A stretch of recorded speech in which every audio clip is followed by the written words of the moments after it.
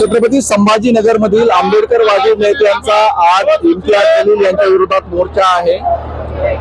पालकमंत्री संजय शिरसाट यांच्या विरोधात त्यांनी केलेले वक्तव्य आणि समाजाबद्दल केलेले वक्तव्य याचा रोष म्हणून हा आंबेडकरवादी संघटनांचा मोर्चा आपल्या सोबत आहेत। जालिंदर शेंडे भारतीय जनता पक्षाचे नेते, त्यांचं काय म्हणणं आहे ऐकून घेऊया। इम्तियाज जलील यांनी आंबेडकरी समाजाच्या विषयी वारंवार अपमानित करण्याचा प्रयत्न त्या ठिकाणी करतोय जातीय भावनेतून। त्याला अरेस्ट करण्यासाठी आंबेडकरी समाज आज रस्त्यावर उतरलेला आहे। काय होतंय की विधानसभेला आंबेडकरी समाजाने त्याचा पराभव केला, त्याला काहीतरी गृहीत धरलं होतं आंबेडकरी समाजाचं मतदान आपल्याला मिळेल।